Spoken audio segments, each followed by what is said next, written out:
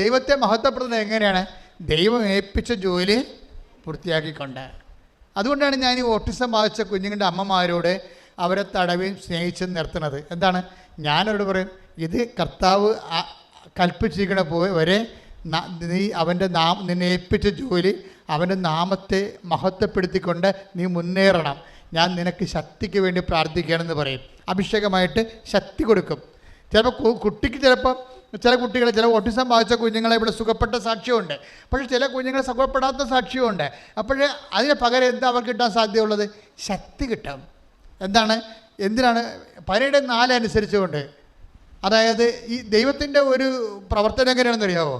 അതായത് ദൈവം ചെയ്യുന്ന പല കാര്യങ്ങളും പെട്ടെന്ന് നമുക്ക് മനസ്സിലാവത്തില്ല. അപ്പോൾ നിങ്ങൾ പ്രാർത്ഥന മുടക്കിക്കളയരുത്. മനസ്സിലായോ? ദൈവം ചെയ്യുന്ന കാര്യങ്ങൾ പല കാര്യങ്ങളും പിന്നീടേ മനസ്സിലാകത്തുള്ളൂ. അതാണ് 13:7 യോഹന്നാന്റെ സുവിശേഷം. ശ്രദ്ധിക്കട്ടെ. ഹല്ലേലൂയ, ഹല്ലേലൂയ, ഹല്ലേലൂയ, ഹല്ലേലൂയ. യേശുവേ നന്ദി. Hallelujah, hallelujah. യോഹന്നാൻ 13:7 യേശു പറഞ്ഞു, ഞാൻ ചെയ്യുന്നത് എന്തെന്ന് ഇപ്പോൾ നീ അറിയുന്നില്ല, എന്നാൽ പിന്നീട് അറിയും. അപ്പൊ നമ്മളുമായിട്ട് യേശു ഇപ്പോഴുള്ള ഒരു ജീവിതത്തെ തീരുകയില്ല. ഒരു IELTS പാസ്സായി ജീവിതം ക്ലോസ് ചെയ്യാൻ പോകണില്ല. ഒരു പിന്നീടുണ്ട്. ഇതെപ്പോഴും ഓർത്തേക്കണം. ക്രിസ്തുവുമായിട്ട് ഇടപാട് വെക്കാൻ ഉദ്ദേശിക്കുന്ന മക്കളെ ഒരു ഇപ്പോഴും ഉണ്ട്, ഒരു പിന്നീട് ഉണ്ടെന്ന് ഓർക്കണം. നമുക്ക് ഇപ്പോഴല്ലേ ഉള്ളൂ എല്ലാവർക്കും. അതുകൊണ്ടാണ് ഈശോ പറയണത്, നിങ്ങൾ എൻ്റെ വാക്ക് കേൾക്കുകയും നിങ്ങളുടെ വാക്ക് നിങ്ങളിൽ നിലനിൽക്കുകയും ചെയ്യുന്നത്. പ്രലോഭമുണ്ട്.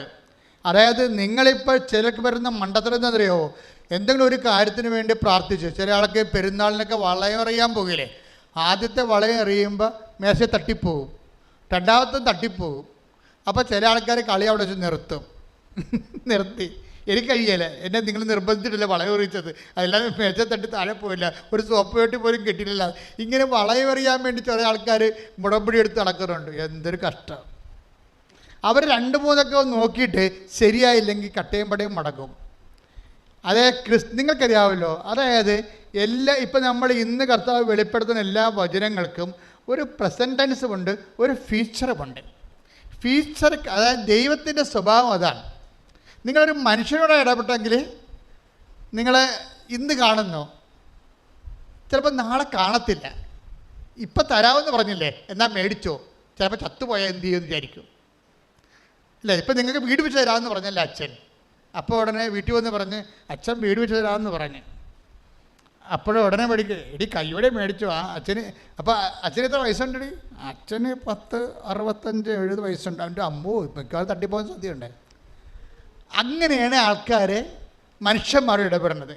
എന്തെങ്കിലും കിട്ടുമെന്ന് വെച്ചാൽ കയ്യോടെ മേടിക്കാൻ പറയും, അല്ലെങ്കിൽ ആളപ്പിനെ കാണത്തില്ല. പക്ഷെ ദൈവത്തോട് ഇടപെടുമ്പോൾ അങ്ങനെയല്ല. അതുകൊണ്ട് എന്താണ് നിങ്ങൾക്ക് പറ്റുന്ന അബദ്ധം എന്ന് വെച്ച് കഴിഞ്ഞാൽ, നിങ്ങൾ ഒരു പ്രെയർ ഫ്ലോപ്പായെന്ന് വെച്ചാൽ, അല്ലെങ്കിൽ ഒരു പ്രെയർ ഫ്ലോപ്പാകത്തില്ല, അൺആൻസേർഡ് ആകും. അൺആൻസേർഡ് പ്രെയർ ഉണ്ട്, സൈലൻ്റ് ആൻസർ ഉണ്ട്. ഇപ്പം സൈലൻ്റ് ആൻസർ കാര്യം ഇത് ഭയങ്കര ക്ലെവർ ബിസിനസ്സാണ്. ബുദ്ധിപരമായി ഈ തലയിൽ എന്തെങ്കിലും ആൾപ്പാർപ്പുണ്ടെങ്കിൽ മാത്രമേ ഒരു വിശ്വാസിയായി തുടരാൻ പറ്റത്തുള്ളൂ. അല്ലെങ്കിൽ അടുത്ത ഒരു ആഴ്ച വിശ്വാസിയായി പോകും. ആഴ്ച ചിട്ടിയെന്ന് പറഞ്ഞാൽ ഒരാഴ്ച വിശ്വാസി തീർന്ന്. ഒരു കരിമരുന്നിനുള്ള ഒരു വെടിക്കുള്ള മരുന്നുണ്ട്, അത് വെച്ച് ഉടമ്പടി ചെയ്ത് പിന്നെ അത് വർക്കൗട്ട് ചെയ്തില്ല, ഈ ആൾ അവിടെ വെച്ച് കട്ടയമ്പടവും മടക്കി അങ്ങനെ പോകും. അതുകൊണ്ടാണ് ഞാൻ ഈ ആൾക്കാരെയൊക്കെ ഒന്നും പടപടാന്ന് കാണാത്തതിൻ്റെ കാരണം എന്താണ്? കാര്യം ഇതുപോലെ അലപരാധികൾ ഉടമ്പടി എടുത്തിട്ടുണ്ട്. കാര്യം ഒരു വെടിക്കുള്ള മരുന്നുണ്ട്, അത് വെച്ചുള്ള കാച്ചാണ്. ചില ആൾക്കാരെ പറയത്തില്ലേ, ഒന്ന് അകപ്പാടെ ഇതുകൊണ്ട് മിന്നിച്ചേക്കണമെന്ന് പറഞ്ഞ പോലെ ഒറ്റ ഉടമ്പടി കൊണ്ട് മിന്നിയില്ലെങ്കിൽ ആൾക്കാർ വണ്ടി വിട്ട് പോകും. അങ്ങനെ പോകുന്ന ഈ ടെമ്പററി ഫെയ്ത്തുള്ള ആൾക്കാരെ why should I waste my time? അതാണ്. പിന്നെ വിഷയം സീരിയസ് ആയിട്ട് കാണാം. അതുകൊണ്ടാണ് രേഖ കാണിക്കാൻ പറഞ്ഞിരിക്കുന്നത്. രേഖ കാണിക്കണം നിങ്ങൾ പറയുന്ന കാര്യം. ചിലപ്പോൾ ആൾക്കാരെന്താ വെച്ചാൽ പലരും പണ്ടൊക്കെ എന്നെ ഒത്തിരി പറ്റിക്കും. ഭയങ്കര നിലവിളിച്ച് കരഞ്ഞ് ഭയങ്കര നാടകത്തിന് സിനിമയിലൊക്കെ വീട്ടിൽ അഭിനയിക്കാനൊക്കെ ഭയങ്കരമായിട്ട് അഭിനയിക്കുന്ന ആൾക്കാരില്ലേ, അവരിങ്ങനെ പദം പറഞ്ഞൊക്കെ കാര്യങ്ങൾ പറയുമ്പോൾ നമ്മളത് ചെയ്തു കൊടുക്കും. പക്ഷേ പിന്നെ ഈ ഉടമ്പടിയിൽ ആൾക്കാരെ കാണത്തില്ല. ഉടമ്പടി എടുക്കാൻ തന്നെ വന്ന് അച്ഛനെ കാണാൻ വേണ്ടി വന്നിരിക്കുകയാണ്. അതാണ് പ്രശ്നം. പക്ഷേ ഇപ്പോഴെന്താണെന്ന് വെച്ച് കഴിഞ്ഞാൽ, ഞാൻ പണ്ട് 3-4 പ്രാർത്ഥന കഴിഞ്ഞാൽ ഇത് ആൾക്കാരെ കാണത്തുള്ളായിരുന്നു. ഇപ്പം അങ്ങനെയല്ല. ഇപ്പം ഇന്ന് നീ ഉടമ്പടി എടുത്ത് ഇന്ന് കാണും. വിഷയം സീരിയസ് ആയാൽ മതി, വിഷയം സീരിയസ് ആയാൽ മതി. അതിൻ്റെ രേഖ കയ്യിലുണ്ടാകണമെന്നേ ഉള്ളൂ. അപ്പം സത്യസന്ധമായിരിക്കണം. ഞാൻ ഇപ്പോൾ പറഞ്ഞു വരുന്നതിൻ്റെ അർത്ഥം എന്താണെന്നറിയാമോ? ദൈവത്തോടാണ് നിങ്ങൾ ഇടപാട് ചെയ്യണതെന്ന് ഉടമ്പടിയുടെ മനസ്സിലാക്കണം. അതുകൊണ്ട് ഇൻ കേസ് എവിടെയെങ്കിലും ഒരു ഫ്ലോപ്പ് ഉണ്ടായാൽ, ഞാൻ അതുകൊണ്ടാണ് സ്റ്റുഡൻസിനോട് പറയണത്, മക്കളെ നിങ്ങൾ എൻ്റെ അടുത്ത് പകുതി ആൾക്കാർ ചിലപ്പോൾ തോക്കാൻ സാധ്യതയുണ്ട്.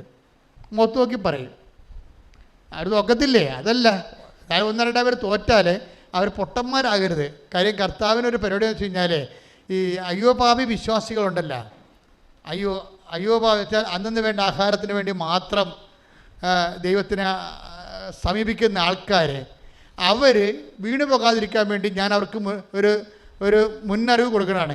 ഇൻ കേസ് നിങ്ങളുടെ ഒരു ബ്ലഫ്നെസ് കൊണ്ട്, ബ്ലണ്ടർ കൊണ്ട് നിങ്ങൾക്ക് തോൽവി സംഭവിച്ചാലും നിങ്ങൾ ദൈവത്തെ വിശ്വാസത്തിലെടുക്കണം. നിങ്ങൾ അതിൻ്റെ പേരിൽ പ്രാർത്ഥന മുടക്കുകയോ പരിത്യാഗം മുടക്കുകയോ കാരുണ്യപ്രവൃത്തി മുടക്കുകയോ ഒന്നും ചെയ്യരുത്. കാര്യം എന്താണെന്ന് വെച്ച് കഴിഞ്ഞാൽ, നിങ്ങൾക്ക് കിട്ടിയ അനുഗ്രഹം കിട്ടിയില്ല എന്ന് പറഞ്ഞുകൊണ്ട് നിങ്ങൾ കാരുണ്യപ്രവൃത്തി മുടക്കുകയോ വല്ലതും ചെയ്തു കഴിഞ്ഞാൽ, ചിലപ്പോൾ കാരുണ്യപ്രവൃത്തി മുടക്കണ ഒരു ഊണിൻ്റെ കാശ് ചിലപ്പോൾ ലാഭമാകാം, പക്ഷേ 1000 ഊണിൻ്റെ കാശ് നഷ്ടപ്പെടാൻ സാധ്യതയുണ്ട്. എന്താ കാര്യം? നിങ്ങൾ ഫ്രോഡാണെന്ന് ബ്രാൻഡഡ് ആവും. അതാ പ്രശ്നം. നിങ്ങളിപ്പോൾ ഒരു അനുഗ്രഹം നിങ്ങൾക്ക് കിട്ടിയില്ല, അനുഗ്രഹം കിട്ടാത്തതിൻ്റെ പേര് നിങ്ങൾ ഉടമ്പടി ഉഴപ്പി കാരുണ്യപ്രവൃത്തി നിർത്തി വെച്ചെന്ന് വിചാരിച്ചു. അപ്പോൾ നിങ്ങൾക്ക് എത്ര ലാഭം? ഒരു 5 ഊണിൻ്റെ ലാഭം കാരുണ്യപ്രവൃത്തി ചെയ്തിട്ടില്ല. പക്ഷേ എന്താ പ്രോബ്ലം? ഒരു 50,000 ഊണിൻ്റെ നഷ്ടം വരാൻ പോകുകയാണ്. എന്താ കാര്യം? നിങ്ങൾ ഫ്രോഡാണെന്നുള്ളത്, കാപട്യം കൊണ്ട് നടക്കുകയാണ്, വയറ്റിപ്പഴപ്പിനെന്നുള്ളത് ദൈവത്തിന് പിടികിട്ടി. എന്താ കാര്യം? ഈ സംഭവം നടന്നില്ലെങ്കിൽ പിന്നെ നീ വിശ്വാസത്തിൽ നിലനിൽക്കത്തില്ല. അപ്പോൾ നിങ്ങൾ പിടികൊടുത്തില്ലേ? പിടികൊടുത്തു കഴിഞ്ഞാൽ പിന്നെ നാളെ നീ എന്തെല്ലാം പ്രശ്നങ്ങൾ പറഞ്ഞാലും ദൈവം ഏൽക്കത്തില്ല. കാരണം you are branded as A fraud. നിങ്ങൾ പക്ക ഫ്രോഡായിട്ട് നമ്പേഡ് ഫ്രോഡിൻ്റെ കൂട്ടത്തിൽപ്പെടുത്തി. അതുകൊണ്ട് ഞാൻ പറഞ്ഞത് ഇൻ്റലിജൻ്റാണ്. ഈ വിശ്വാസം വിനിമയം ബുദ്ധിപരമായ നടപടിയാണ്. നാളെ കാര്യം നമുക്ക് പണി വരുന്ന ഒരു തീരുമാനം ഇപ്പോൾ എടുക്കരുത്. ക്ലിയർ അല്ലേ ഞാൻ പറയണത്? ഇത് ശ്രദ്ധിക്കണം. എന്താ വെച്ച് കഴിഞ്ഞാൽ ഇപ്പം തന്നെ അങ്ങനെ ഫ്രോഡായിട്ട് ബ്രാൻഡഡ് ആയില്ലെങ്കിലുള്ള ഗുണം എന്താണെന്ന് അറിയാമോ? സ്റ്റെഫ് കണ്ട ഡോക്ടർ പറഞ്ഞ അബോർട്ട് ചെയ്ത് കള, നിൻ്റെ വയറ്റ് മുഴയല്ലേ, കൊച്ചിൻ്റെ ചങ്കിൽ മുഴയല്ലേ, കൊച്ചിൻ്റെ തലേ മുഴയല്ലേ, ഈ കൊച്ചിനെ കിട്ടിയിടുന്ന കാര്യം. അങ്ങനെ ഡോക്ടർ ചോദിച്ചത്. ഇപ്പോൾ ഡോക്ടർ ഇങ്ങനെ ചോദിച്ചാൽ പിന്നെ നമ്മളെന്ത് ചെയ്യും? പക്ഷേ സ്റ്റെഫി പറയും, ഈ കൊച്ചിനെ കർത്താവ് എനിക്ക് തരും. അവളെന്താ ചെയ്തിരിക്കണത്? അവൾ ഉടമ്പടി തൈലെടുത്ത് വയറ്റേ പെരട്ടും. മരുന്നവിടെ തോറ്റില്ലേ? ഉടമ്പടി തൈലെടുത്ത് വയറ്റേ പെരട്ടും. വയറ്റ് എല്ലാ ദിവസവും പെരട്ടും. ഉടമ്പടി തൈലം തീരുമ്പോൾ വന്ന് ഉടമ്പടി പുതുക്കിയിട്ട് വാങ്ങിച്ചുകൊണ്ട് പോയിട്ട് വിശ്വാസ പ്രമാണം ചൊല്ലി എല്ലാ ദിവസവും വയറ്റേ പെരട്ടും.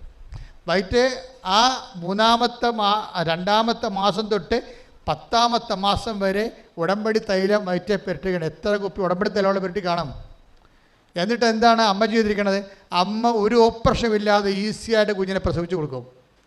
Praise the Lord. ഒരു മുഴയുമില്ല. അവളുടെ മുഴയും പോയി, കുഞ്ഞിൻ്റെ ചങ്കിലെ മുഴ പോയി, കുഞ്ഞിൻ്റെ തലയിലെ മുഴ പോയി, ഒരു മുഴയുമില്ല. നല്ല ഫ്രഷ് ആയിട്ടുള്ള കുട്ടി. Praise the Lord. അതാണ് ഈ പക്ഷേ സ്റ്റെഫിയുടെ ഗുണം എന്താണെന്ന് വെച്ച് കഴിഞ്ഞാൽ, സ്റ്റെഫി ഒരു ഫ്രോഡായിരുന്നെങ്കിലേ ഈ വിജയിക്കത്തില്ല. കാര്യം എന്താണ്? സ്റ്റെഫിയുടെ ഹിസ്റ്ററി ഉണ്ട്. നമുക്കെല്ലാവർക്കും ഒരു ഹിസ്റ്ററി ഉണ്ടല്ലോ. ഇപ്പം നിങ്ങൾ ഗൈനക്കോളജിസ്റ്റ് അടുത്ത് പോയി കഴിഞ്ഞാൽ, ഇപ്പം പ്രഗ്നൻ്റ് ആയിട്ട് ആയിരിക്കണ കാലത്ത് നമ്മൾ ഡോക്ടറെ കാണാൻ പോയി. ആ ഡോക്ടർ തന്നെ ചിലപ്പോൾ ഗൈനക്കും ആയിരിക്കും, ചിലപ്പോൾ പീഡിയാട്രിസ്റ്റും ആയിരിക്കും. ആ ഡോക്ടറിനെ തന്നെ നമ്മൾ കുഞ്ഞുള്ള കാലത്തെല്ലാം കണ്ട്, കുഞ്ഞിന് 6 വയസ്സുള്ളപ്പോൾ നമ്മുടെ എന്തുണ്ടാവും? ഒരു ഡയറി ഉണ്ടാവും അല്ലേ? ഇത്രയും വലിയ ഡയറിയും കൊണ്ടാണ് ചിലർ നടത്തുന്നത്. ആ കുഞ്ഞിന് വേണ്ടി പ്രഗ്നൻ്റ് ആയിരുന്ന ആദ്യത്തെ ആഴ്ച ടെസ്റ്റ് ചെയ്യണ തൊട്ട് എടുത്ത ഡോക്ടർ പിന്നീട് ആ 6 വയസ്സാകുന്നവരെ എടുത്തിട്ടുള്ള ഗൈനക്കിൽ നിന്ന് പീഡിയാട്രിസ്റ്റിലേക്ക് എത്തുമ്പോൾ നമുക്കൊരു 200 പേജിൻ്റെ നോട്ട് ബുക്ക് ഉണ്ടാവും. ആ കൊച്ചിന് ചെയ്ത മരുന്നുകളെല്ലാം കൂടി അല്ലേ?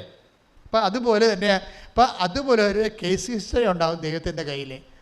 എന്താ കാര്യം? സ്റ്റെഫിക്ക് കുഴപ്പമില്ല, എല്ലാം ഓക്കെയാണ്. അവൾ ആദ്യം ഒരു വിശ്വസിച്ചിരുന്നു, ഇപ്പോഴും വിശ്വസിക്കുന്നു. അതിന് ഡോക്ടർ പറഞ്ഞാൽ ഏക്കത്തില്ല. എന്താ കാര്യം? ഞാൻ വിശ്വസിക്കണം എൻ്റെ ദൈവം, ഇനി അതാണ് എനിക്ക് തരാൻ ദൈവം തീരുമാനിച്ചെങ്കിൽ ദൈവത്തിൻ്റെ ഇഷ്ടം പോലെ നടക്കണമെന്ന് പറയും. അതാണ് വിഷയം. ഇനി അങ്ങനെയാണ് ഒരു കുഞ്ഞിനെ എനിക്ക് തരാൻ ദൈവം ഉദ്ദേശിക്കണമെന്നുണ്ടെങ്കിൽ ഞാൻ ദൈവത്തിന് വേണ്ടി അതിനെ വളർത്തും. ഇങ്ങനെയൊക്കെ ഉള്ള ഒരു വിശ്വാസത്തിൻ്റെ ഒരു ഡിഗ്രി സ്റ്റുഡൻ്റാണത്. വിശ്വാസത്തിൻ്റെ പ്രൈമറി സ്കൂളല്ല, ഇത് ഉയർന്ന സ്കൂളാണ്. വിശ്വാസം വളരും തോറും അതിൻ്റെ നിലപാടുകളും നടപടിക്രമങ്ങളൊക്കെ വളരും. ഇതിങ്ങനെ വന്നിട്ട് നമുക്കറിയാമല്ലോ, ഇവരെല്ലാം ഉടമ്പടി ഒരു ജീവിതക്രമമായിട്ട് ദൈവത്തെ ജീവിക്കുന്ന ഒരു വ്യക്തിയായിട്ട് അവർ അനുഭവിച്ച് ദൈവത്തിൻ്റെ കൂടെ സഞ്ചരിക്കുകയാണ്. ശ്രുതിക്കട്ടെ.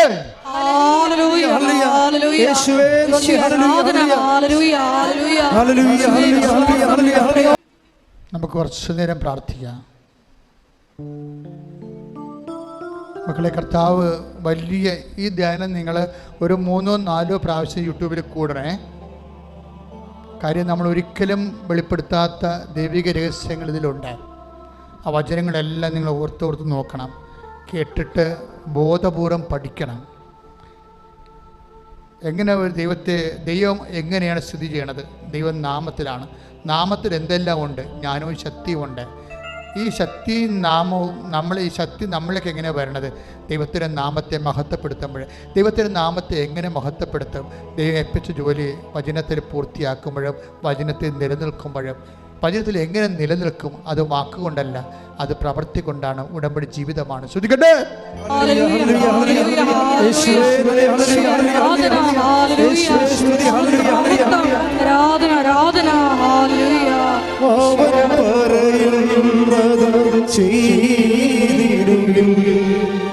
ജീവിതം ധന്യമായി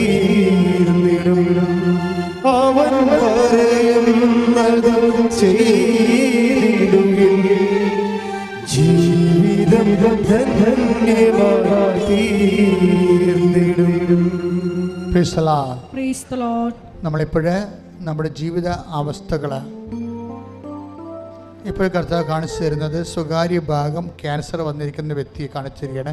ആ വ്യക്തിയെ കർത്താവിന് അങ്ങനെയുള്ള വ്യക്തികളെ, അതായത് പ്രൈവറ്റ് ഭാഗങ്ങളിലെ ഗുരുതരമായ മാരകരോഗമുള്ളവരെ കർത്താവ് വിശുദ്ധമായ രക്തം തളിച്ചുകൊണ്ട് സുഖപ്പെടുത്താൻ വേണ്ടി ശക്തമായി സ്തുതിക്കട്ടെ.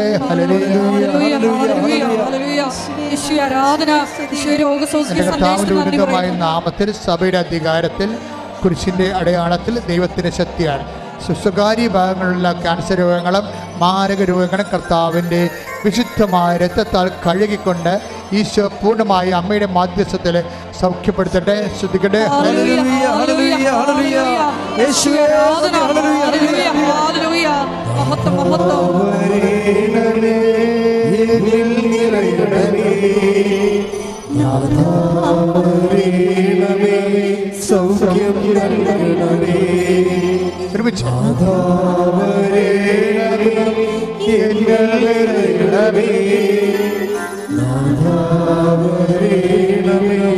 സൗഖ്യം നൽകണമേ.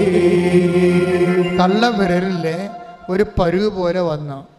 അപ്പോൾ അതൊരു കുരുവാണെന്ന് വിചാരിച്ചു. അത് നമ്മൾ പൊട്ടിച്ചൊക്കെ കളഞ്ഞു, പുറത്തു, പിന്നെയും പഴുത്തു, പിന്നെ അത് വലുതായി. ഇപ്പം തള്ളവിരലിൻ്റെ കുറേ ഭാഗങ്ങൾ തന്നെ അത്രയും പഴുത്തിരിക്കുകയാണ്. അത് കുരുവല്ല, ഒരു ഗുരുതരമായ രോഗമാണ്. കർത്താവ് വ്യക്തിയെ സുഖപ്പെടുത്തിക്കൊണ്ടിരിക്കുന്ന രോഗസൗഖ്യത്തിന് നന്ദി പറയുന്നു.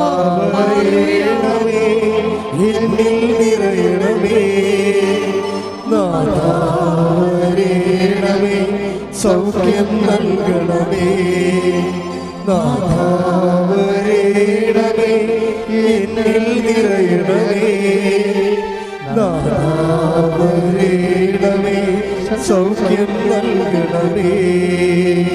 മക്കളെ, ഓൺലൈനിലുള്ളവരും തീർത്ഥാടനത്തിലുള്ളവരും സന്തോഷത്തോടെ നിൽക്കാൻ കർത്താവ് പറയുന്ന ഓൺലൈനിലുള്ളവരും തീർത്ഥാടനത്തിലുള്ളവർ ഇപ്പോഴും ഈശോ കാണിക്കുന്നത് മൂക്കിൻ്റെ വലതുവശത്ത് ഉള്ളിൽ ദശ വളരുന്ന വ്യക്തിയെ കർത്താവ് കാണിക്കുന്നു. അതുപോലെ ദശ വളരുന്നവർ, സിസ്റ്റുള്ളവരൊക്കെ ആ ശരീരഭാഗത്ത് ഇപ്പോൾ കൈവച്ച് പ്രാർത്ഥിച്ചിട്ട് പറയണം, എൻ്റെ കൈയല്ല, എൻ്റെ കർത്താവിൻ്റെ, എനിക്ക് വേണ്ടി ക്രൂശിക്കപ്പെട്ട കർത്താവിൻ്റെ, എനിക്ക് വേണ്ടി ഉയർത്തുന്നൊരു കർത്താവിൻ്റെ ആണിപ്പെടുതാർന്ന മരണത്തെ ജയിച്ച കൈകളാണ് ഞാൻ ഈ പരുവിൽ വെച്ചിരിക്കുന്നത്. ശ്രുതിക്കട്ടെ. ക്രിസ്തുവിന്റെ നാമത്തില്, സഭയുടെ അധികാരത്തില്, കുരിശിന്റെ അടയാളത്തില് മാരക രോഗങ്ങൾ മാറിപ്പോകട്ടെ.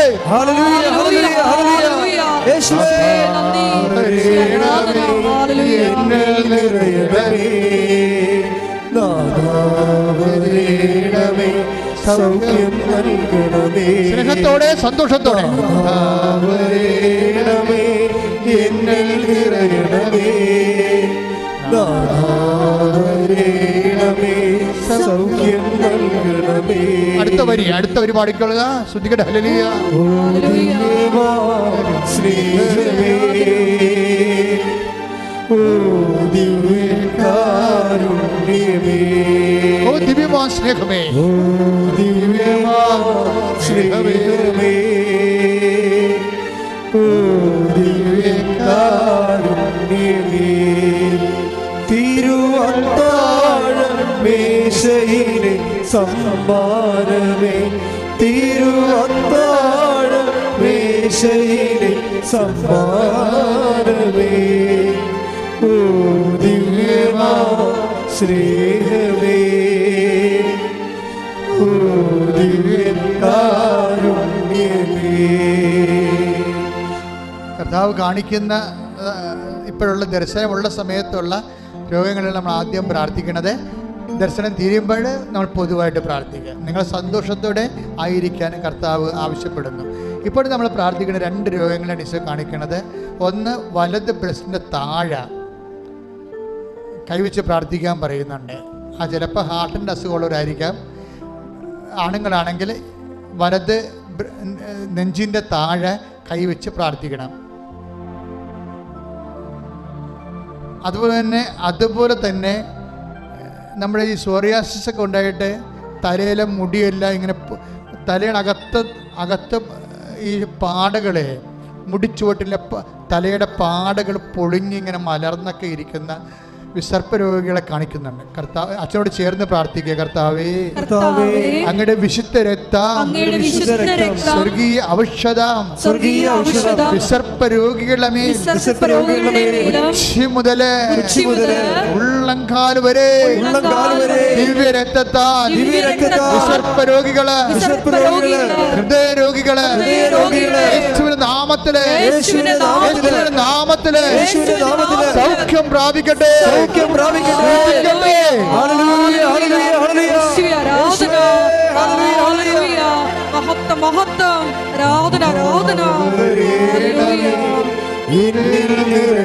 സന്തോഷത്തോടെ സ്നേഹത്തോടെ സൗഖ്യം നൽകണമേ, എന്നിൽ നിറയണമേ, സൗഖ്യം നൽകണമേ. ഇപ്പൊ കർത്താവ് മനസ്സിൽ തന്ന വചനം എന്താണെന്നറിയാവോ? സെന്റ് പീറ്ററിന്റെ വചനങ്ങളാണ്. അനുഗ്രഹം അവകാശമാക്കാൻ വിളിക്കപ്പെട്ടവരാണ് നമ്മൾ. പറഞ്ഞേ, അനുഗ്രഹം അവകാശമാക്കാൻ വേണ്ടി വിളിക്കപ്പെട്ടവരാണ് നമ്മൾ. അപ്പൊ അനുഗ്രഹം, ദൈവത്തിന്റെ അനുഗ്രഹം കർത്താവിന്റെ നാമത്തിൽ വിശ്വസിക്കുന്നവരുടെ ഔദാര്യമല്ല ദൈവത്തിന്റെ, മറിച്ച് എന്താണ്? അവകാശമാണ്. അതാണ് സെന്റ് പീറ്റർ പറയണത്. അനുഗ്രഹം പറഞ്ഞേ, അനുഗ്രഹം അവകാശമാക്കാൻ വേണ്ടി വിളിക്കപ്പെട്ടവരാണല്ലോ നമ്മൾ. അപ്പൊ ആ ആത്മവിശ്വാസം നമുക്കുണ്ടാകണം. അവകാശികളാണെങ്കിൽ ഇപ്പം നീ എന്താണ് ദൈവത്തോട് ആവശ്യപ്പെട്ടിരിക്കുന്നത്, അത് നിൻ്റെ കുഞ്ഞുങ്ങൾ നീ തന്നെയും ജീവിക്കാനും. ഇപ്പം നിനക്ക് ജീവിത പങ്കാളിയില്ല, അത് നിൻ്റെ ജീവിത പങ്കാളി വഴക്കിട്ട് പോയിരിക്കുന്നു, അത് നിനക്കത് കേസ് കൊടുത്തിരിക്കുന്നു. പക്ഷെ നീ ജീവിത പങ്കാളിക്ക് അവകാശിയാണ്, അവകാശമുള്ളവരാണ്. അതുകൊണ്ട് തന്നെ അത് അനുഗ്രഹമാണ്. നീ കുഞ്ഞുങ്ങളില്ല നിനക്ക്, പക്ഷെ അനുഗ്രഹം അട്ടേക്ക് വേടപ്പോഴും അനുഗ്രഹം അവകാശമാക്കാൻ ശ്രദ്ധിക്കട്ടെ.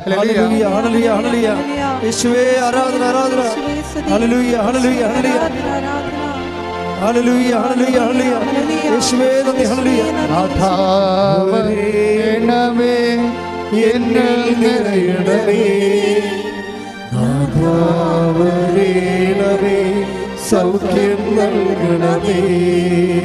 1 പത്രോസ് 3:9 അനുഗ്രഹം അവകാശമാക്കുന്നതിന് വേണ്ടി പറഞ്ഞേ, അനുഗ്രഹം അവകാശമാക്കുന്നതിന് വേണ്ടി വിളിക്കപ്പെട്ടിരിക്കുന്നവരാണല്ലോ നിങ്ങൾ.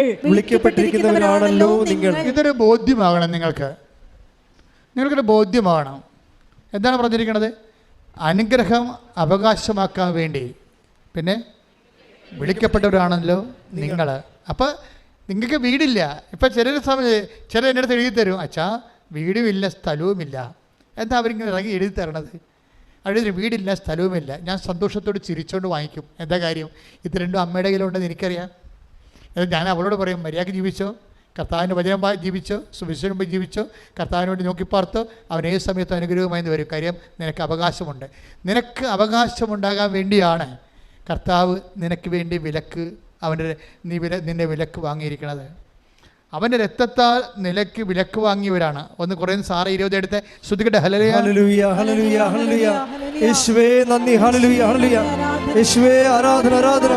1 കൊരിന്തോസ് 6:20. 1 കൊരിന്തോസ് 6:20. നിങ്ങൾ വിലക്ക് വാങ്ങപ്പെട്ടവരാണ്. Praise the Lord. നിങ്ങൾ വിലക്ക് വാങ്ങപ്പെട്ടവരാണ്. എന്ന് പറഞ്ഞേ, നിങ്ങൾ വിലക്ക് വാങ്ങപ്പെട്ടവരാണ്. ആര് വിലക്ക് വാങ്ങി? നമ്മളെ ക്രിസ്തു വിലക്ക് വാങ്ങി. എങ്ങനെ വിലക്ക് വാങ്ങി? നമ്മുടെ പാപത്തിന് അവൻ പരിഹാരം ചെയ്തുകൊണ്ട്. അതുകൊണ്ട് എന്താണ് പരിശുദ്ധാത്മ പറയണത്? നമ്മൾക്ക് യേശുക്രിസ്തുവിനെ പോലും നമ്മുടെ വിലയായി കൊടുത്തുകൊണ്ടവൻ നമ്മൾക്ക് നമ്മുടെ സമാധാനത്തിന്, സന്തോഷത്തിന്, ജീവിതത്തിന്, നിലനിൽപ്പിന്, അതിജീവനത്തിന് വേണ്ടി ദൈവം ചെലവഴിച്ചത് എന്താണ്? പണമല്ല, അവൻ്റെ ഏകജാതനെയാണ്. ഏകജാതനെ നൽകാൻ തക്ക വിധം അത് ചെലവഴിക്കാൻ കാരണം എന്താണ്? ദൈവം അത്രമാത്രം നമ്മളെ സ്നേഹിച്ചു. ശ്രുതികട്ടെ. ഹല്ലേലൂയ ഹല്ലേലൂയ ഹല്ലേലൂയ.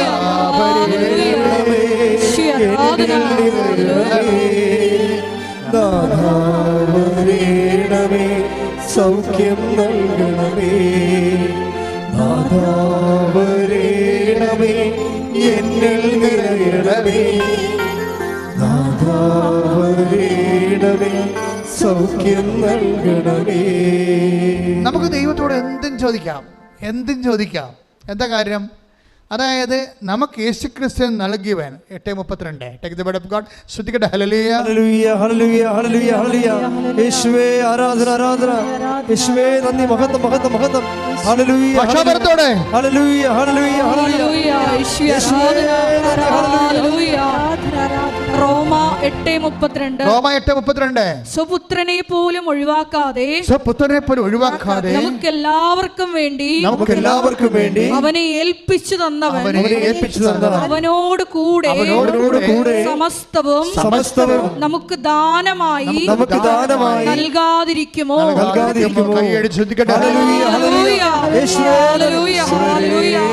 പ്രധാന വചനങ്ങൾക്ക് വെളിപ്പെടുത്തലുകൾക്ക് നന്ദി പറയുന്നു. സൗഖ്യം നൽകണമേ. നാഥാവരേണമേ എന്നിൽ നിറയണമേ. നാഥാവരേണമേ സൗഖ്യം നൽകണമേ. പരിശുദ്ധ പരമദിവ്യകാരുണ്യത്തിന് ആരാധനയും സ്തുതിയും പുകഴ്ചയും ഉണ്ടായിരിക്കട്ടെ. അതിൻ്റെ ഒരു സമസ്തവും എന്നുള്ള വാക്കുണ്ട്. അതായത് നമുക്ക് യേശുക്രിസ്തുവിനെ നൽകിയവൻ അവനോടുകൂടെ സമസ്തവും. എന്നുവെച്ചാൽ ഒരു മനുഷ്യൻ ഈഹത്തിലും പരത്തിലുമുള്ള എല്ലാ വിഷയങ്ങളും എന്നതിൻ്റെ അർത്ഥം. അതുകൊണ്ടാണ് നിനക്ക് എന്തും ചോദിക്കാൻ ദൈവത്തോട്.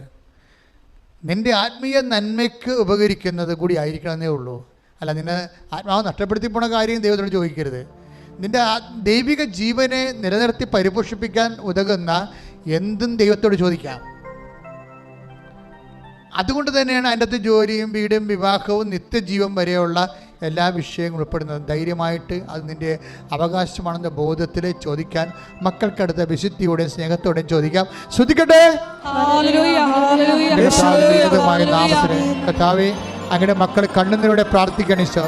അങ്ങനെ വിശുദ്ധ പൗരോഹിത്യത്തെ മഹത്വപ്പെടുന്ന കർത്താവേ, സഭയിലുള്ള സാന്നിധ്യം പ്രകടമാക്കുന്ന കർത്താവേ, മാർഗരോഗങ്ങൾ, തീരാവേദികൾ, ജീവിത ദുരിതങ്ങൾ, ജോലിയില്ലാത്ത അവസ്ഥകൾ, വിസ വരാത്ത അവസ്ഥകൾ, കർത്താവ് ഒഫലട്ട് വരാത്ത അവസ്ഥകൾ, പഠിക്കാൻ സീറ്റ് കിട്ടാത്ത അവസ്ഥകൾ, കർത്താവ് പരീക്ഷയ്ക്ക് ജയിക്കാത്ത അവസ്ഥകൾ, വിവാഹത്തിൽ കർത്താവ് പിരിഞ്ഞ അവസ്ഥകൾ, ജീവിതങ്ങൾ കിട്ടാത്ത അവസ്ഥകൾ, മക്കളില്ലാത്ത അവസ്ഥകൾ, ജോലിയില്ലാത്ത അവസ്ഥകൾ, പ്രമോഷൻ ഇല്ലാത്ത അവസ്ഥകൾ, കർത്താവ് വിശ്വാസമില്ലാത്ത അവസ്ഥകൾ, വിശ്വാസത്തിൽ കുടുംബ പ്രാർത്ഥനയില്ലാത്ത അവസ്ഥകൾ, അങ്ങനെ എന്തെല്ലാം കാര്യങ്ങൾക്ക് വേണ്ടി അങ്ങനെ മക്കൾ ഇപ്പൊ കണ്ണുനീരോടെ അങ്ങനെ തിരുസന്നിധിയിൽ പ്രാർത്ഥിക്കുന്നുവോ ഇട്ടുനാദം പോലെ കർത്താവേ, അങ്ങയുടെ അമ്മയുടെ അഭിഷേക ശക്തി അങ്ങയുടെ മക്കളുടെ ആവശ്യിക്കട്ടെ. മാർഗരോഗങ്ങൾ, തീരാവേദികൾ, ദുരിതങ്ങൾ, തടസ്സങ്ങൾ യേശുക്രിസ്തുവിന്റെ ഉന്നതമായ നാമത്തിൽ മാറിപ്പോകട്ടെ.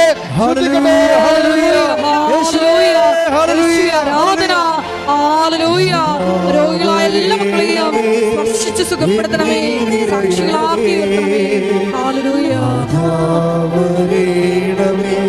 സൗഖ്യം നൽകണമേ. നാഥാ വരേണമേ, എന്നിൽ നിറയണമേ. നാഥാ വരേണമേ, സൗഖ്യം നൽകണമേ. മുട്ടനിക്കുക. വളരെ നിശബ്ദതയോടെ മൗനപ്രാർത്ഥനയുടെ സമയമാണ്. ഇത് വല്ലാത്തൊരു സമയമാണ്. ഇത്രയും നേരം നമ്മൾ കർത്താവിൻ്റെ വചനം കേട്ടിട്ട് ഇപ്പോഴും ആശീർവാദത്തിന് മുമ്പുള്ള ദൈവികമായൊരു നിമിഷമാണിത്. ഏറ്റവും കൂടുതൽ പ്രാർത്ഥിക്കേണ്ടത്, കർത്താവെ, അങ്ങയുടെ അമ്മയെ എൻ്റെ കൂടെ എൻ്റെ കുടുംബത്തിലേക്ക് അങ്ങ് പറഞ്ഞയക്കണമെന്നാണ് പ്രാർത്ഥിക്കേണ്ടത്. എൻ്റെ മക്കളുടെ മേലെ, വിദൂരത്തുള്ള മക്കൾ, വിദൂരമായിരുന്നിട്ട് പോലും മക്കളെ അപ്പനെയും അമ്മനെയും കാണാൻ പറ്റാത്ത മക്കളുണ്ട്. അവർക്ക് വരാൻ പറ്റാത്ത അവസ്ഥയുണ്ട്. വിസ തടസ്സം പോലെയുള്ള കഷ്ടപ്പാടുകളുണ്ട്. ജയിലിലായിട്ടുള്ള മക്കളുണ്ട്. വിദേശങ്ങളിലൊക്കെ, സ്വദേശങ്ങളിലായാലും ശരി. ഇനി മക്കളുടെ അപ്പനോടും അമ്മയോടുള്ള സ്നേഹം തണുത്ത് പോയിട്ട് ചുമ്മാ ആരെങ്കിലും ഇണകളെ കണ്ടിട്ട് അവരുമായിട്ട് കറങ്ങി അടിച്ച് വെള്ളവും ഒഴിച്ച് ഒക്കെ നടന്ന് ജീവിതം തീർന്നു എന്ന് ചിന്തിച്ച് അവർക്ക് അവരോട് തന്നെ വെറുപ്പും വീട്ടുകാരോട് ഭയവും നാടിനോട് നീരസവുമായിട്ട് മാനസികമായിട്ട് അകന്നു പോയവരുണ്ട്. ഇനി പുറപ്പെട്ടു പോയവരുണ്ട്. അപ്പന്മാർ ഈ ദിവസങ്ങളിൽ ഞാൻ പല അപേക്ഷകളും കണ്ടു. ഭർത്താവ് പുറപ്പെട്ടു പോയി, 22 വർഷമായി, ഒരു പിടിയുമില്ല. അപ്പൻ പുറപ്പെട്ടു പോയി, മക്കൾ പുറപ്പെട്ടു പോയി. അവരെല്ലാം തിരികെ വരാൻ വേണ്ടി പ്രാർത്ഥിക്കാനുണ്ട്. ഈ സമയത്ത് പ്രാർത്ഥിക്കുക. ഓൺലൈനിലുള്ളവരും പ്രാർത്ഥിക്കുക. ഗുരുതരമായ രോഗത്തോടുകൂടി ആശുപത്രിയിൽ കിടക്കുന്നവരെ പ്രാർത്ഥിക്കുക. സാമ്പത്തികമായ കടങ്ങളാൽ വീട് നഷ്ടപ്പെടാൻ പോകുന്നവർ പ്രാർത്ഥിക്കുക. ദൈവത്തിൻ്റെ കയ്യിൽ നിന്നെ രക്ഷപ്പെടുത്താനുള്ള വഴിയുണ്ട്. നീ നിന്നെക്കുറിച്ച് ചിന്തിക്കരുത്. നിൻ്റെ പഴയകാല ജീവിതം ചിന്തിക്കരുത്. നിനക്ക് വേണ്ടി ക്രൂശിക്കപ്പെട്ടവൻ്റെ രക്തത്തിൻ്റെ ഈടുവെപ്പിനെ കുറിച്ച് നീ മോചന ദ്രവ്യമായി നിന്നെ വീണ്ടെടുത്തതിൻ്റെ വിശ്വാസം നീ പ്രഖ്യാപിക്കുക. ശ്രദ്ധിക്കട്ടെ.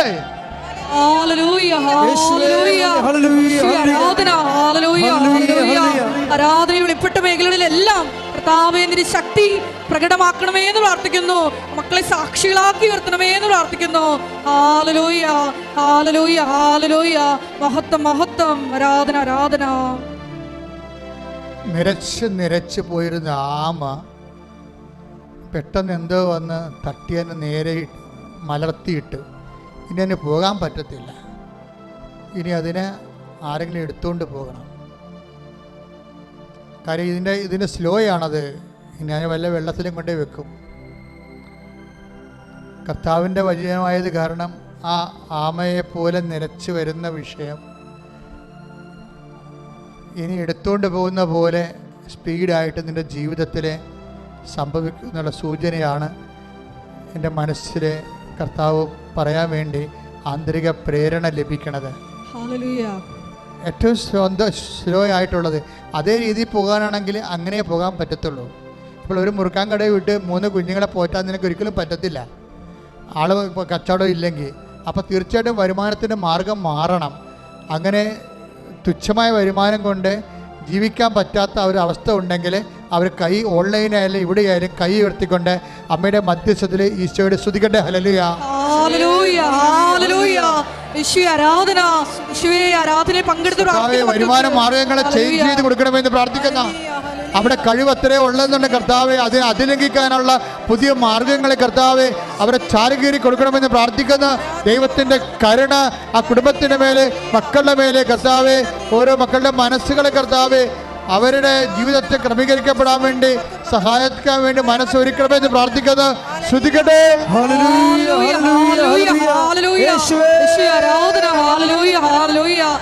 വരുമാന മാർഗങ്ങൾ തുറന്നു വരുന്ന സന്ദേശത്തിന് വീണ്ടും മൗനമായി പ്രാർത്ഥിക്കട്ടെ. ശരീരത്തിൽ ശിശു വളരുന്നവരെ അവിടെയെല്ലാം കൈകൾ വെച്ചുകൊണ്ട് മനസ്സ് വിശ്വാസ പ്രമാണം ചൊല്ലിക്കൊണ്ടിരിക്കേണ്ടതാണ്.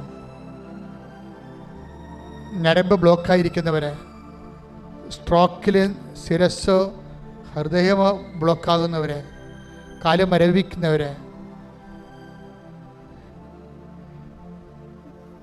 രോഗത്തിൻ്റെ പേടികളുള്ളവരെ നെഞ്ചിൽ കൈവച്ചുകൊണ്ട് പ്രാർത്ഥിക്കട്ടെ.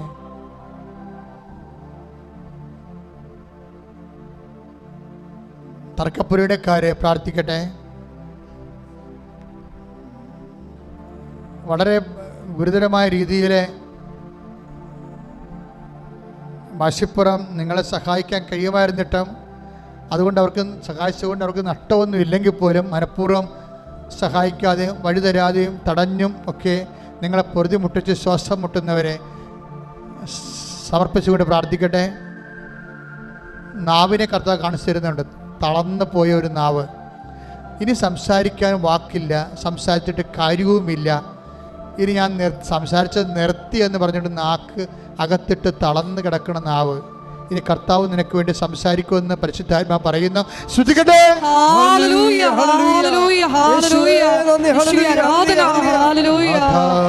വരേണമേ എന്നിൽ നിറയണമേ, വരേണമേ സൗഖ്യം നൽകണമേ, വരേണമേ എന്നിൽ നിറയണമേ, വരേണമേ സൗഖ്യം നൽകണമേ.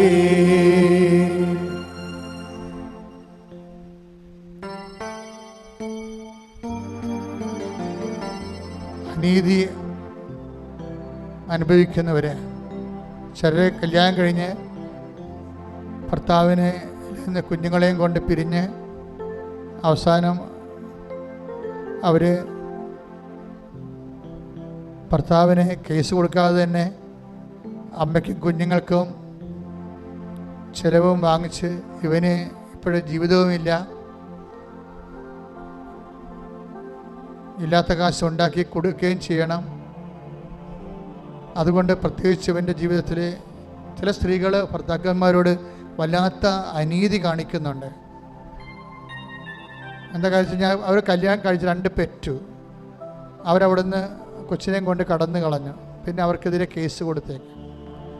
ഒരു കാര്യമില്ല, അവർക്കിവിടെ നിന്ന് കൂടി താമസിക്കാൻ കഴിയുകയില്ല, അതാണ് പ്രശ്നം. എന്നാൽ ഇവന് അങ്ങോട്ട് താമസിക്കാൻ പറ്റുമോ? അത് അംഗീകരിക്കത്തുമില്ല. പിന്നെ ഇവനെന്ത് ചെയ്യണം? ഇവൻ വെറുതെ കാശിങ്ങനെ അയച്ചു കൊടുത്തുകൊണ്ടിരിക്കണം. ATM യന്ത്രം പോലെ എല്ലാ മാസവും 10,000 20,000 രൂപ അയക്കണം. അതുകൊണ്ട് ഇവന് എന്താ പ്രയോജനം? ഒരു പ്രയോജനമില്ല. ഇത് അനീതിയാണ്. അതുകൊണ്ട് അങ്ങനെ അനീതി ആരെങ്കിലും കാണിച്ചിട്ടുണ്ടെങ്കിൽ നിങ്ങൾ അടിച്ചു മാറ്റിയ കുഞ്ഞുങ്ങളെ കൊണ്ട് തന്നെ നിങ്ങൾ കർത്താവിൻ്റെ ശാപത്തിന് നിങ്ങൾക്ക് തന്നെ അനുഭവിക്കാൻ യോഗ്യതയില്ലാത്ത അവസ്ഥാനം വരും. ഇപ്പോൾ നിങ്ങൾ ജയിച്ചതായിട്ട് കാണപ്പെടുന്ന ഭാര്യയായാലും ഭർത്താവായാലും ഇപ്പം ജയിച്ചതായിട്ടൊക്കെ തോന്നുന്നുണ്ട്, നിങ്ങൾ ജയിച്ചിട്ടില്ല എന്നാണ് ഈശോ പറയണത്. 15 കൊല്ലം മാത്രമേ നിങ്ങളുടെ ഈ ഇപ്പം കാണുന്ന ഈ ക്ഷുദ്രമായ വിജയം നിലനിൽക്കത്തുള്ളൂ. ദൈവനീതി നടത്തുമ്പോൾ നിങ്ങൾ താങ്ങത്തില്ല. അതുകൊണ്ട് അനുരഞ്ജനപ്പെടുകയാണ് നിങ്ങളുടെ മുമ്പിലുള്ള ആകപ്പടെ പോംവഴി. അങ്ങനെയുള്ള മക്കൾക്ക് വേണ്ടി ആരും മാതാപിതാക്കന്മാർ കൂട്ടു നിൽക്കരുത്. തെറ്റ് പറഞ്ഞു കൊടുക്കണം. അല്ലാതെ അവരാണ് വരുമാനമുള്ളത് അവൻ്റെ തെറ്റ് പറഞ്ഞ് എനിക്ക് ഭക്ഷണം കിട്ടത്തില്ലെന്ന് വിചാരിച്ചുകൊണ്ട് അവരെന്തെങ്കിലും ചെയ്യട്ടെ, എനിക്ക് ഭക്ഷണം കിട്ടിയാൽ മതി എന്നും പറഞ്ഞുകൊണ്ട് ഇരിക്കുമ്പോൾ നിങ്ങൾ ദൈവത്തിൻ്റെ ആൾക്കാരല്ല, മക്കളുടെ ആൾക്കാരാണ്. അപ്പം നിത്യതയിൽ നിങ്ങൾ ദൈവത്തെ തള്ളി പറഞ്ഞതിൻ്റെ ബലമണങ്ങൊക്കെ ഉള്ളത്. ഇങ്ങനെയുള്ള പ്രലോഭനങ്ങൾ ചെന്ന് ചാടാതിരിക്കാൻ വേണ്ടി പ്രാർത്ഥിക്കാനാണ് ഞങ്ങളെ പ്രലോഭനങ്ങൾ ഉൾപ്പെടുത്തരുത് എന്ന് ഈശോ പഠിപ്പിച്ചത്. അറിഞ്ഞുകൊണ്ട് വേണം ഈ വിഷയത്തിലൊക്കെ ഇടപെടാൻ. മൗനമായി പ്രാർത്ഥിക്കട്ടെ. സമാപനാശീർവാദ സമയമായി മൗനമായി പ്രാർത്ഥിക്കട്ടെ.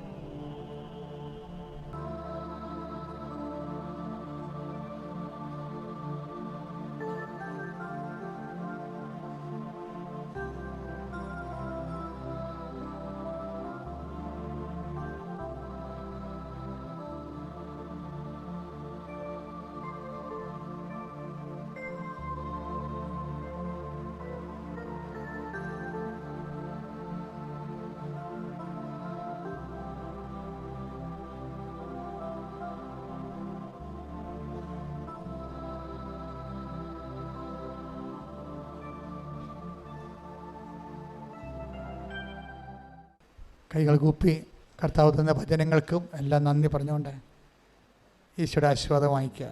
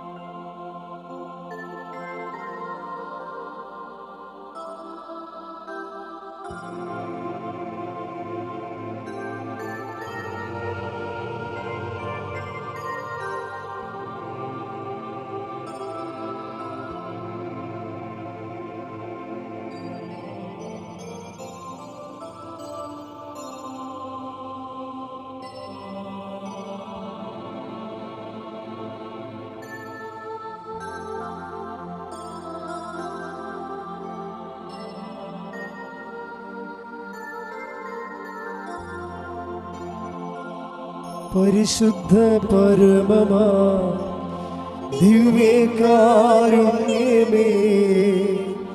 എന്നും എന്നും അങ്ങേയ്ക്കാരാധന. പരിശുദ്ധ പരമമാ ദിവ്യകാരുണ്യമേ, എന്നും എന്നും അങ്ങേയ്ക്കാരാധന. പരിശുദ്ധ പരമമാ ദിവ്യകാരുണ്യമേ, എന്നും എന്നും അങ്ങേയ്ക്കാരാധന. ആവേ ആവേ ആവേ മരിയ, ആവേ